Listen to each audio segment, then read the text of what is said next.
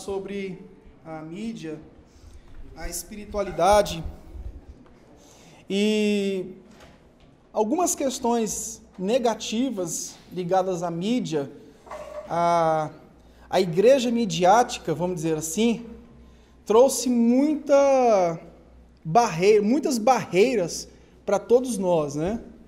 Então nós criamos muitos preconceitos, nós criamos muitas barreiras dentro dessa questão da mídia. E a mídia é um tema atual, que a igreja tem que aprender a conviver com esse tema e tem que aprender a se relacionar, a transmitir a fé dentro desse contexto. Então eu vou trazer algo sobre espiritualidade, igreja e mídia. Data Show não foi compatível aqui com o meu computador, mas eu trouxe aqui uma bibliografia bem vasta, que eu posso colocar depois, enviar para o e-mail de vocês, acerca desse tema. Eu vou usar aqui o prólogo lá do Evangelho de João. Deixa aberto aí, por favor. O Evangelho de João, capítulo 1. Pode deixar aberto aí que nós não vamos fazer uma narrativa no Evangelho de João, porque é muita coisa. Nós vamos usar como um texto de referência para essa meditação, que não é uma meditação, não é uma exposição do Evangelho de João, ok? Bom, Bonhoeffer, quando ele fala de espiritualidade, ele diz que espiritualidade é a concretização e o desenvolvimento da vocação cristã de uma forma integral no mundo, a partir da aceitação e vivência em obediência no discipulado. Então ele cita aqui duas palavras, vocação cristã, e o Bonhoeffer também cita essa vocação cristã sendo desenvolvida de forma integral no mundo. Então, o conceito de espiritualidade. O Paulo Butzke, ele diz que a espiritualidade de Jesus é uma espiritualidade que envolve o ouvir, envolve o orar, o compartilhar, o testemunhar e o agir. E ele usa um termo aqui, compartilhar, que é um termo bastante atual, porque hoje o que mais nós fazemos é compartilhar, né? Você pega as redes sociais, por exemplo, e tem lá todos os mecanismos de tecnologia têm a função do compartilhar. Então ele fala que a espiritualidade de Jesus é uma espiritualidade do compartilhamento, do testemunho, do agir, do ouvir e do orar. A espiritualidade foi se desenvolvendo e a gente tem agora a espiritualidade neotestamentária. Essa espiritualidade neotestamentária, ela tem duas características. Ela é doxológica e ela é eclesiástica, ou seja, baseada no culto e na vida em comunhão. Quer dizer, algo presencial, né? Algo que a gente, quando fala de mídia, a gente foge um pouco, porque quando a gente fala de mídia, a gente fala de algo não presencial. Quando a gente fala de tecnologia, você fala de algo que é a distância, vamos dizer assim.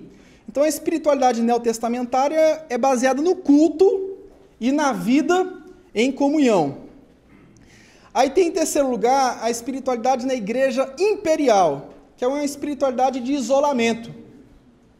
É uma espiritualidade de isolamento, uma espiritualidade vivida no sentido de que quanto mais eu me isolar, mais eu ficarei próximo de Deus. Em quarto lugar, tem as novas confissões. A espiritualidade das novas confissões é baseada na concentração, na meditação e na oração. Você vê que, a partir do pressuposto de Jesus, onde existe uma espiritualidade mais completa, o orar, o compartilhar, o testemunhar, essa espiritualidade no transcorrer da história, ela vai se reduzindo à questão da vida de devoção e vai excluindo aos poucos a questão do testemunho e a questão do compartilhamento. vamos dizer assim, se torna mais um evangelho, não de missão, mas se torna um evangelho de congregar os pares. Tem confissões, por exemplo, no Brasil, que não são confissões de missão, mas são confissões de imigração. Por exemplo, no Sul você tem várias confissões que são confissões de imigração. Ela deixou de ser ela foi aberta com aquela visão de simplesmente congregar os pares que vieram de outros países e não tem aquela característica de missão, de extensão da mensagem para outros povos, outras nações. O Christoph Benck, ele diz, olha, nós precisamos retornar ao mestre. Nós precisamos retornar ao mestre. O retorno urgente ao modo de ser conforme Cristo formará as bases para uma espiritualidade sadia. Agora, bom, como é que nós vamos voltar ao mestre com essa ponte que nós temos que fazer para os dias de hoje? Essa é a problemática. Como retornar à espiritualidade de Cristo, sendo que nós temos um lapso temporal, nós temos um lapso cultural, nós temos um lapso geográfico, um lapso histórico. Então a igreja hoje vive esse desafio de fazer uma ponte da comunicação da fé. Essa comunicação da fé era desempenhada de uma forma presencial, não era de uma forma dialógica, não presencial, como hoje se requer, ok? E nós temos esse grande desafio. Nós não podemos perder algumas características básicas na transmissão, que é o próprio cristocentrismo, a questão comunitária. Às vezes a igreja midiática é demonizada porque quando se prega contra a mídia, por exemplo, se diz que a figura comunitária se perde no meio do caminho. Muitos que eu já conversei com eles sobre a mídia, eles dizem o seguinte, não, acho que a mídia tira essa função comunitária, tira a função sacramental, porque o cara vai viver num espaço midiático e vai perder de vista aquela questão sacramental, a questão da comunidade, a questão da própria esperança escatológica que a igreja vive, tanto no sentido da proclamação, quanto no sentido da comunhão, porque aquela comunhão, ela cria o clima escatológico de um povo. Então, quem luta contra a mídia vai dizer basicamente isso.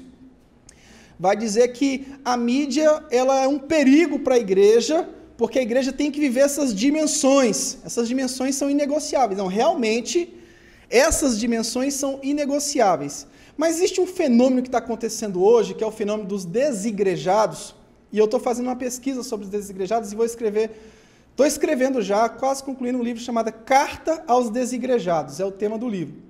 Eu estou fazendo uma pesquisa de campo, e essa pesquisa de campo consiste no sentido de que o que a mídia pode influenciar para que um desigrejado volte a congregar. E eu estou chegando a conclusões fantásticas. Eu estou fazendo uma pesquisa com algumas pessoas e elas disseram que voltaram a congregar depois que viram em alguma mídia, seja falada ou escrita, algum fundamento que trouxe para ela, que realçou na vida dela, aquele sentimento de que realmente igreja tem importância no mundo, na sociedade, de que existem igrejas sérias que elas podem realmente dizer, não, eu vou voltar a congregar, porque a minha visão de igreja era uma visão conforme aquilo que eu vivi na igreja, conforme a decepção que eu tive na igreja, e isso acontece através da mídia. E o contexto atual é um contexto de retorno. Você vê que inúmeras pessoas que estavam desigrejadas estão retornando para as igrejas históricas. As igrejas históricas, elas estão recebendo, pelo trabalho sério que fizeram na história da igreja, elas estão recebendo muitas pessoas desigrejadas que foram iludidas pelo neopentecostalismo. Eu estava conversando, por exemplo, com o pessoal do Resgate, da banda Resgate, eles estavam me contando que eles eram de uma igreja batista. Eles eram de uma igreja batista e, de repente, quando surgiu o movimento neopentecostal através da Renascer em São Paulo, eles disseram, rapaz, agora nós estamos com a igreja certa, porque na nossa igreja não se converte ninguém, na nossa igreja não tem jovens, na nossa igreja não tem atividade, e a Renascer chegou em São Paulo com uma proposta revolucionária, e a banda Resgate saiu toda da igreja batista e foi para Renascer. Quando eles começaram a se envolver a nível eclesiástico, as coisas começaram a esquentar, e depois de 20 anos eles voltaram para a igreja com o sistema histórico. Eles voltaram a ser históricos, eles voltaram para as raízes, mas eles tiveram uma influência de mídia. O Ariovaldo Ramos foi uma grande influência para o Zé Bruno. O Zé Bruno ouvia muito as mensagens do Ariovaldo através do YouTube. Aquela turma começou a beber de algumas pessoas que ainda pregam o evangelho no Brasil e começaram a retornar. Então a função da mídia, ela é uma função de reagregar. É claro que a mídia não vai trazer a função comunitária, porque à distância você não usufrui dos sacramentos, você não vive na comunidade, mas ela traz uma função de retorno muito grande, ela traz uma função que nós precisamos estar atentos como igreja na pós-modernidade. E a linguagem de muitas pessoas, e não só dos jovens, eu digo que a linguagem do adulto hoje é uma linguagem midiática. A gente achava que era só uma questão dos jovens. Não, o jovem gosta. Se você chega no local e tem um casal de adultos, ou esses dias eu vi um casal de idosos, cada um com o smartphone na mão, e cada um... Isso é prejudicial quando chega no nível onde a comunicação se vai, mas eu estava vendo numa mesa um casal de idosos, cada um com um smartphone ali, teclando, vendo alguma coisa, de certo eles estavam em alguma rede social. Então existe também um movimento de digitalização para a terceira idade. Então essa questão midiática não é uma questão dos jovens, não é uma questão dos adolescentes, essa é uma questão que está chegando na fase adulta. E a gente tem que, como igreja, nessa contemporaneidade, enfrentar o desafio. E a proposta dessa palestra de hoje é justamente isso. É trazer, ao final dela, propostas de como a igreja vai se comunicar no século XXI. Como ela vai transmitir a sua fé. Além, é claro, da própria comunidade, esse desafio dialógico, esse desafio não presencial, esse desafio que atrai pessoas, que restaura a confiança. Porque nós vivemos numa sociedade que precisa de ter a confiança restaurada. Nós vivemos diante de um povo que se desigrejou e precisa voltar a enxergar na igreja alguma coisa que as faça voltar. Eu não vou discutir as teorias arminiana e calvinista, não vou entrar nesse aspecto, mas num aspecto da função que a igreja tem que ter na vida. O texto de João, o prólogo lá de João capítulo 1, ele fala de 6 questões, 6 pressupostos da comunicação da fé. Ele diz, no princípio era o verbo estava com Deus e o verbo era Deus. Ele estava no princípio com Deus, todas as coisas foram feitas por ele, e sem ele nada do que foi feito se faz. Nele estava a vida, e a vida era a luz dos homens. E a luz resplandece nas trevas, e as trevas não a compreenderam. Houve um homem enviado de Deus, cujo nome era João. Este veio como testemunho para que testificasse da luz, para que todos crescem por ele. Não era ele a luz, mas para que testificasse da luz. Ali estava a luz verdadeira, que ilumina todo homem que vem ao mundo. Estava no mundo, e o mundo foi feito por ele, e o mundo não o conheceu. Veio para o que era seu, e os seus não receberam. Mas a todos quantos o receberam, deu-lhes o poder de serem feitos filhos de Deus, aos que creem no seu nome, os quais não nasceram do sangue, nem da vontade da carne, nem da vontade do homem, mas de Deus. E o Verbo se fez carne e habitou entre nós, e vimos a sua glória, como a glória do unigênito do Pai, cheio de graça e de verdade. Então esse texto aqui, ele trata do pressuposto da comunicação da fé. Em primeiro lugar, o texto fala da palavra divina, no versículo 1. A palavra que é a própria personificação, a palavra que se tornou a personificação de Deus. 2, ele fala da palavra criadora, do capítulo 1, do 3 ao 5, ou seja, a palavra cria chamando, a palavra cria um gesto dialogal que abre espaço para uma resposta. O Deus que se faz carne abrindo espaço para uma resposta, abrindo espaço para uma comunicação com o homem. Então a fé, ela tem pressupostos bíblicos de comunicação que são eternos. Em terceiro lugar, fala da palavra testemunhal, o próprio João testemunhando da luz. Quarto lugar, fala da palavra reveladora, o capítulo 1, do 9 ao 10. Ou seja, a luz de Cristo é revelada.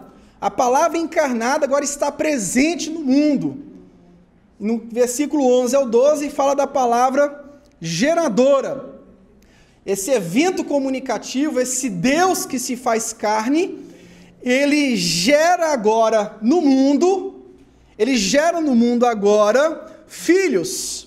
Diz o texto, veio para o que era seu e os seus não receberam, mas a todos quantos o receberam, deu-lhes o poder de serem feitos filhos de Deus, aos que creem no seu nome. Aí o prólogo termina no versículo 14, dizendo sobre o verbo que se fez carne, ou seja, a palavra encarnada, o amor que se entrega até a morte, aparece como um fundamento de vida para os homens. Então, o Evangelho é um evento comunicativo, o Evangelho é um evento que trouxe uma palavra final de comunicação, que é o próprio Jesus, o próprio Cristo, é a palavra final de Deus, é a finalização do projeto divino da história da salvação. O Evangelho, assim, então, é um evento comunicativo. E os pressupostos da nossa comunicação é a própria comunicação divina. Diante disso, eu não vou aqui destacar a teologia de João, o capítulo 20, 30 ao 31 fala do propósito de João. Depois nós temos o dualismo joanino, que é de baixo, que é de cima, luz, trevas. Eu não vou entrar nesses aspectos da teologia joanina. Mas no final do prólogo, no versículo 18, nós temos aqui o texto que diz: ninguém jamais viu a Deus, mas o Deus unigênito que está junto do Pai o tornou conhecido.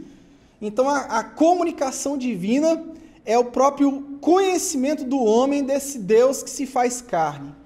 Bom, eu usei esse texto aqui para a gente entender um pouco da comunicação, que é algo eterno, que é algo que vem de Deus, assim como tudo aquilo que nós temos hoje, as coisas criadas, a inteligência, os dons naturais, os dons espirituais, para dizer, para desmonizar, para tirar essa figura demoníaca que a gente colocou em torno da mídia. A mídia faz parte de um pressuposto, de uma consciência que nós demonizamos porque nós não buscamos entender, nós não buscamos compreender. Meus irmãos, a fé vive num momento histórico, com possibilidade de novas ações. Você tem uma verticalização terrível, a forma de evangelização mudou, a forma de proclamar as boas novas mudou completamente, e nós temos que entender agora como nós vamos viver nesse novo ambiente, que é o dito ambiente de compartilhamento. É um ambiente que traz uma nova forma de se relacionar. Você está no seu smartphone ou em outro celular, enfim, você está na internet e você está se comunicando com várias pessoas ao mesmo tempo. E com essas várias pessoas que você está se comunicando, você está resolvendo problemas com uma, você está evangelizando outra, você está edificando outra, daqui a pouco você começa a exortar aquele cara que entrou no seu Facebook e disse: pastor, eu não vou na igreja esse final de semana não, porque eu vou estar na chácara. Aí daqui a pouco você diz: olha, irmão, desde o dia que você comprou aquela chácara, você nunca mais foi um crente constante na igreja. Meu irmão, vende essa chácara. Vende essa chácara. Então, a figura pastoral, a figura eclesial, ela se torna muito presente. Talvez a figura do sacramento, vamos dizer, da ceia, se perca nesse processo midiático. O sacramento da ceia, talvez a questão escatológica, a esperança escatológica, que é uma esperança comunitária, é na comunidade que isso se desenvolve com mais força, talvez isso fique um pouco a desejar. Mas a questão pastoral no tempo midiático é tão ágil, é tão preciso, é tão eficaz, que a gente fica: meu Deus, consegui resolver problema com várias pessoas. É claro que a questão pastoral ela envolve o dia a dia, envolve o estar junto, envolve o comer no mesmo ambiente. A comensalidade nunca pode ser dispensada. A comensalidade é algo fundamental na vida pastoral, na vida da igreja, mas o pastor, eu vejo que o fardo dele, do ponto de vista da comunicação, diminuiu muito. No tempo que se chama hoje, essa era digital, esse cristianismo digital, trouxe uma interação e possibilidades da gente fazer mais coisas. Hoje você consegue fazer mais em menos tempo. Hoje você consegue pastorear com mais eficácia. Você consegue resolver um problema de equipe, por exemplo. Você tem uma liderança, você cria um grupo no Facebook, ou cria um grupo no WhatsApp, e através daquele WhatsApp você resolve.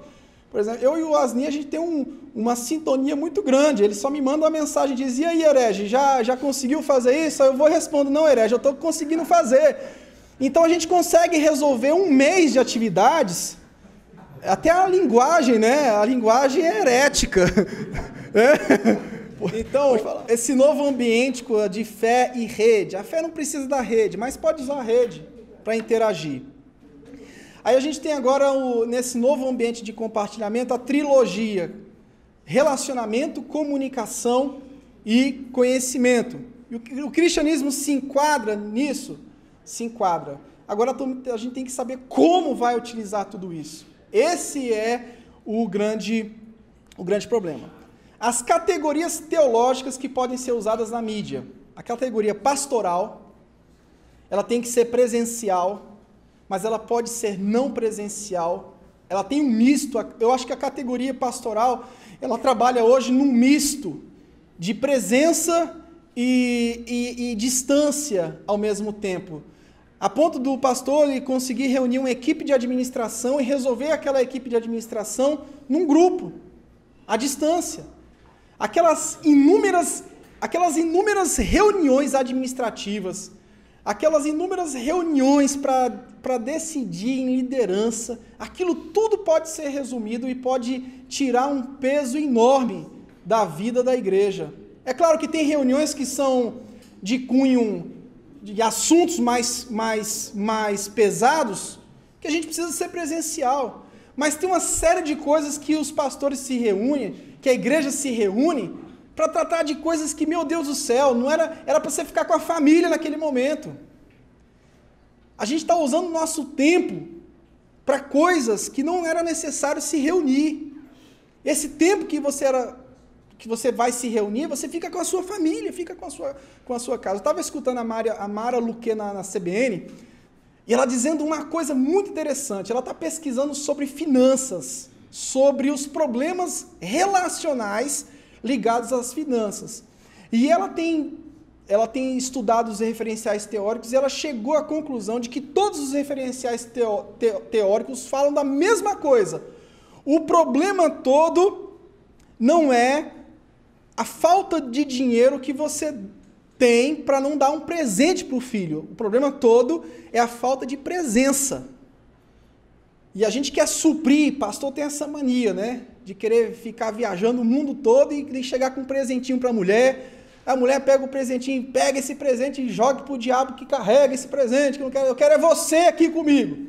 Né? Então a gente quer encher os nossos filhos de presentes, nós queremos suprir essa ausência pastoral com presentes, e o que a nossa família quer é a nossa presença.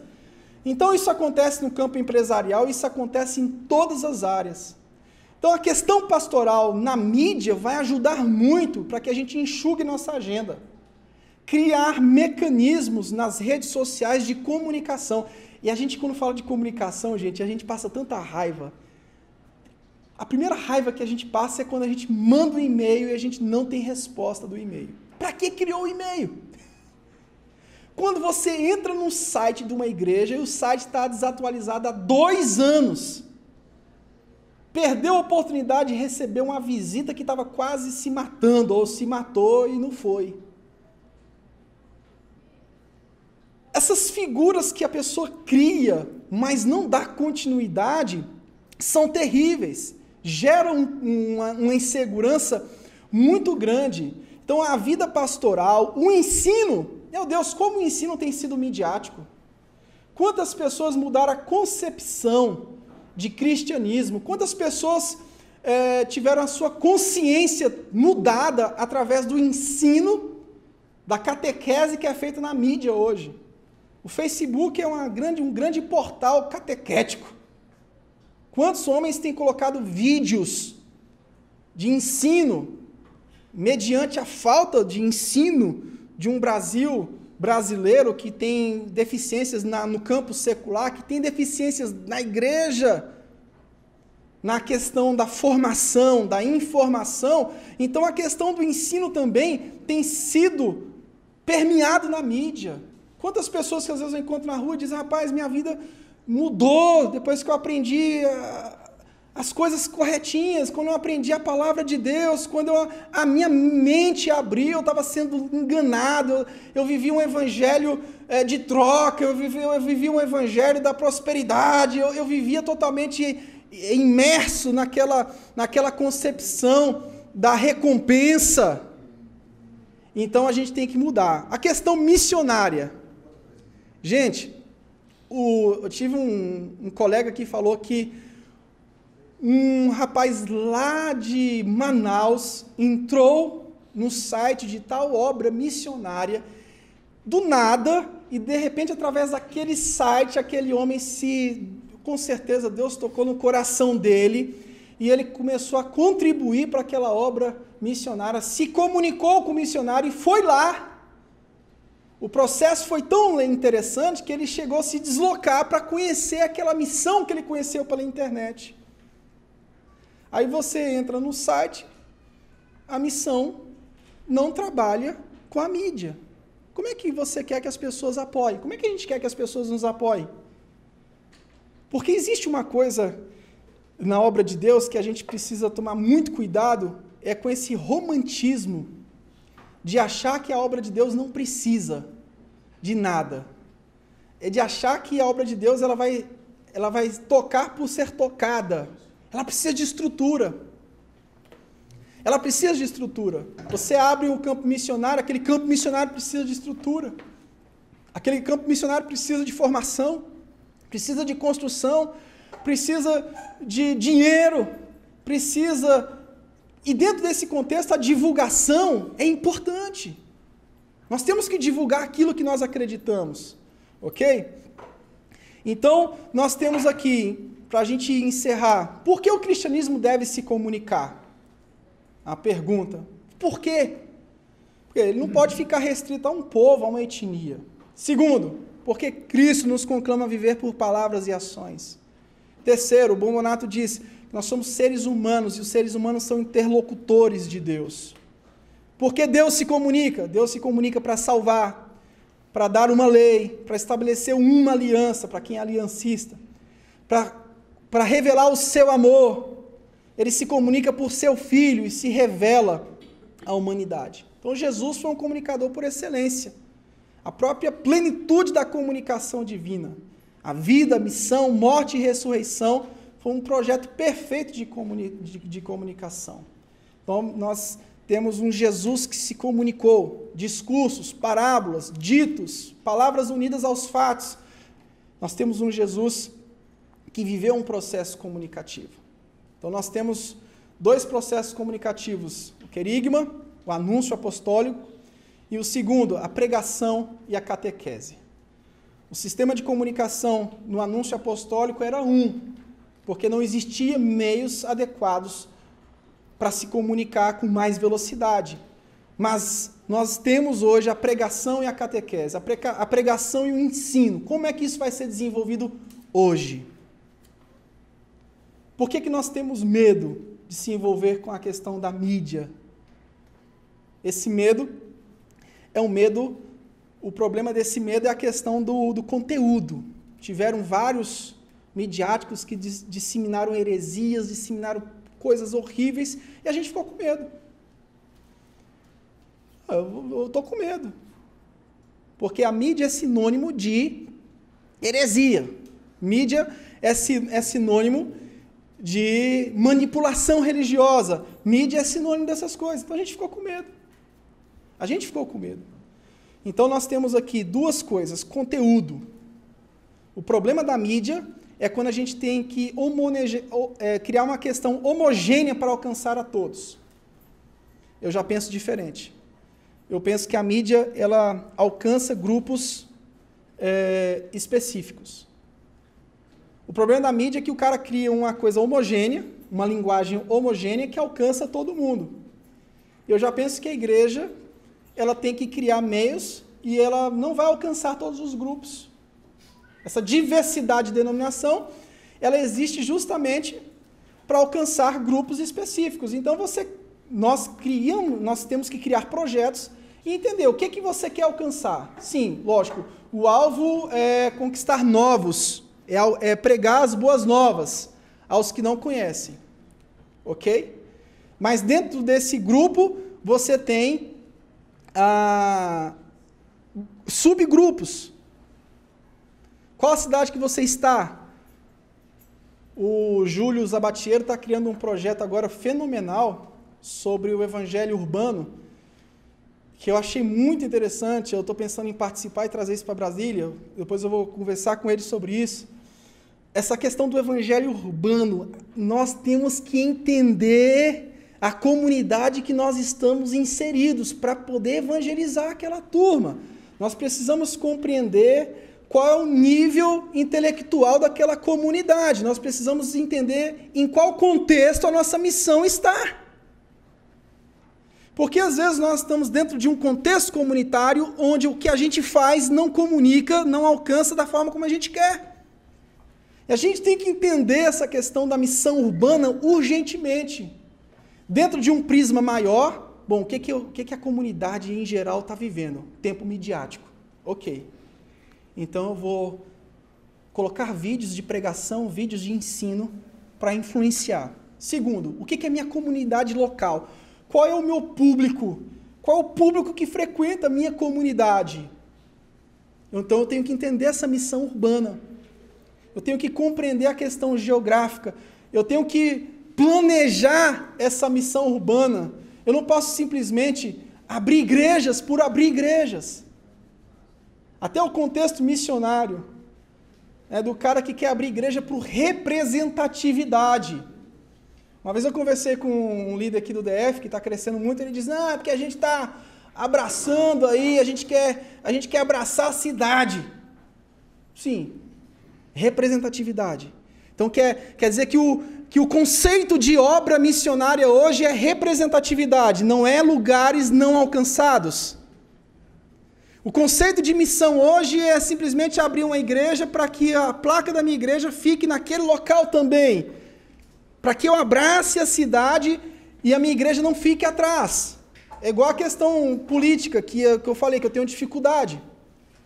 O cara levanta um candidato para representar a denominação. Por quê? Porque a outra igreja grande está levantando um candidato que tem um representante. Então, na verdade, essa questão no DF, a leitura que eu faço é de que isso é uma grande briga denominacional.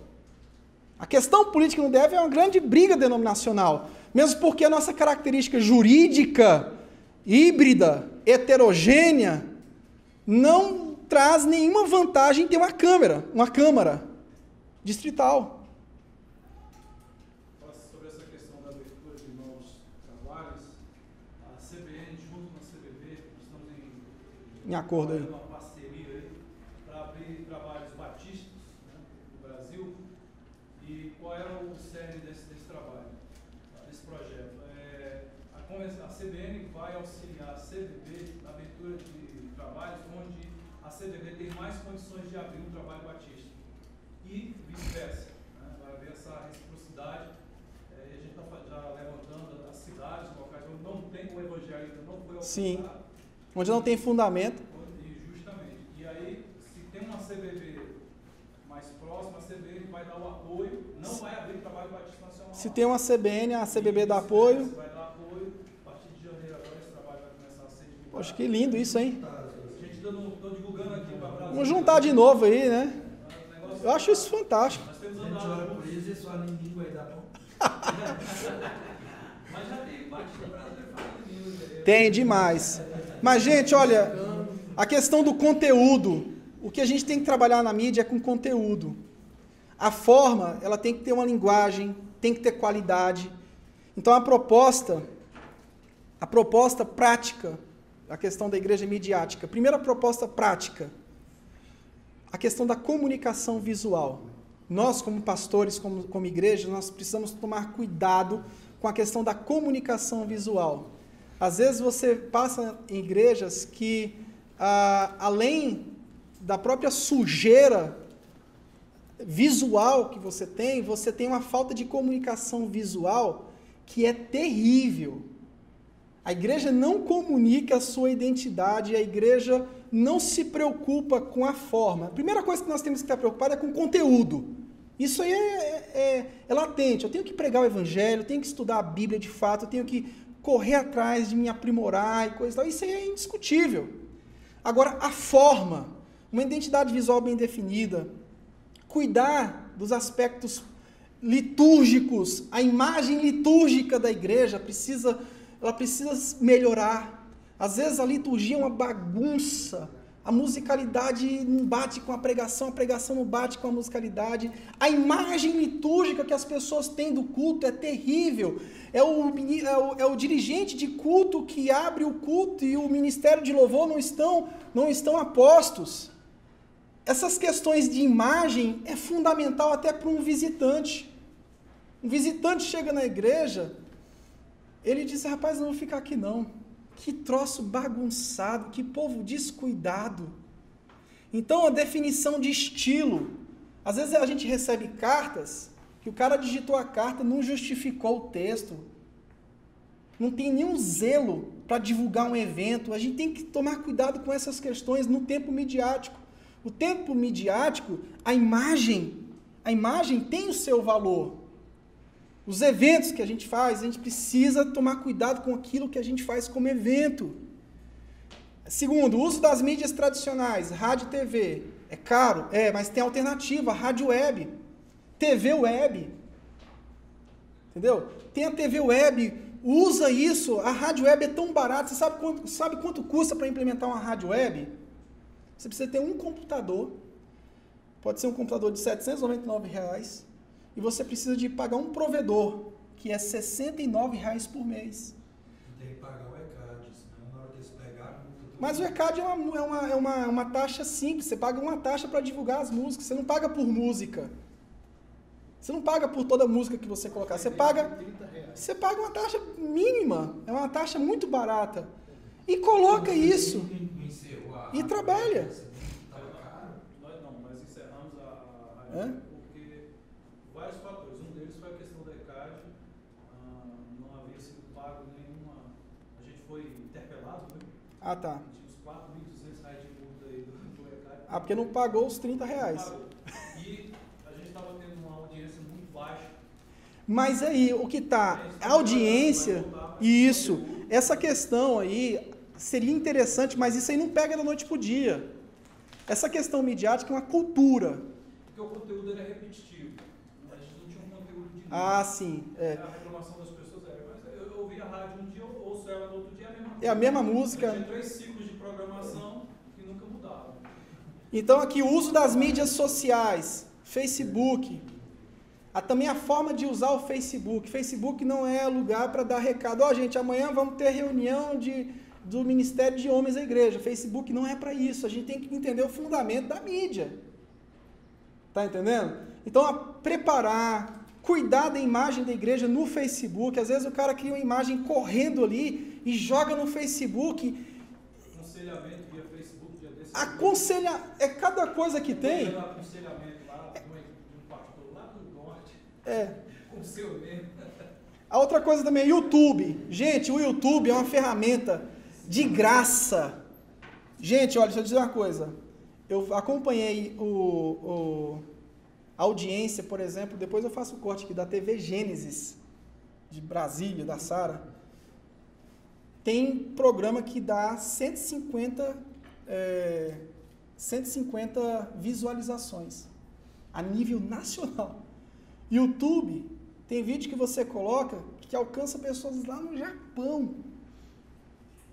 Trabalhar conteúdo.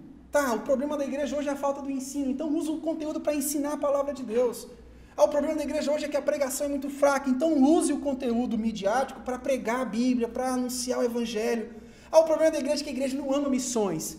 Crie um programa no YouTube, então, crie um projeto na sua igreja, você precisa de uma salinha de 4x4, faça alguma coisa semanal de conscientização missionária. Agora, o que a gente não pode é ficar achando tudo que é crítica, criticando a igreja na face da terra com tudo, e não resolvendo a situação. Então, o YouTube, o cuidado que a gente tem que ter, o áudio. Às vezes você vai ouvir o cara, o áudio estourando, o cara foi para dentro do local, não usou um sistema de áudio, essas coisas. Isso é caro. Depende. Se você quer trabalhar com isso, sabe, se junta com um grupo de pessoas ou com um grupo de pastores da sua região, é possível trabalhar. O uso do site. Sites não funcionais. Site precisa ter conteúdo atualizado, se possível for, semanalmente. O que faz um site entrar em desuso, em discreto, é quando o cara entra lá, na outra semana ele entra, está o mesmo conteúdo, não tem nenhuma atualização. Então o site tem que ter conteúdo, o site tem que estar atualizado, as imagens que você usa, que você transmite da sua igreja. Gente, eu estou falando isso, dizendo que isso não é a salvação do mundo. Eu estou falando dentro de um contexto que nós estamos inseridos. Então vamos tomar cuidado com aquilo que a gente posta. A qualidade é fundamental. Se às vezes você conhece alguém que faz uma imagem melhor, não corra lá e faça a imagem e joga não. Pega o símbolo da CBN e coloca ele todo distorcido. Você já estava vendo uma igreja que postou uma imagem e colocou filiado à CBN. O símbolo parecia que passou o caminhão por cima da logomarca. E o símbolo da CBN ficou todo estribuchado. E a gente tem um manual de identidade. Tem um manual de identidade visual. Eu aprendi, há uns 4 anos atrás, eu aprendi a gostar de identidade visual com a Rejane, filha do Lucimar. A Rejane, ela me ensinou algumas coisas na época que a gente foi publicar livro, que foram valiosas. Ela apertava minha orelha, puxava minha orelha. Pastor, até a gente tomar uma consciência disso. Bom, isso aí não vai mudar tudo o que precisa ser mudado, mas dentro de um contexto midiático a gente precisa zelar pela imagem. Às vezes a pessoa chega na igreja, as paredes todas sujas, falta de zelo pastoral. Às vezes uma pessoa chegou para mim e disse, poxa, o pastor viajou para a Europa e deixou as paredes da igreja tudo suja, igreja sem reforma, igreja sem cuidado, iluminação. Gente, nós precisamos ter zelo pelas coisas de Deus, pela comunidade que nós estamos. Nós temos que acreditar, olha só, nós fomos enviados para uma comunidade, nós temos que amar aquela comunidade, nós temos que fazer de tudo para aquela comunidade. Quando aquela comunidade vê sentir que tem um pastor que a ama, que cuida bem, que ama pessoas acima de tudo, mas que ele também, além de amar as pessoas, ele cuida do ambiente, ele não deixa as coisas ficarem perdidas.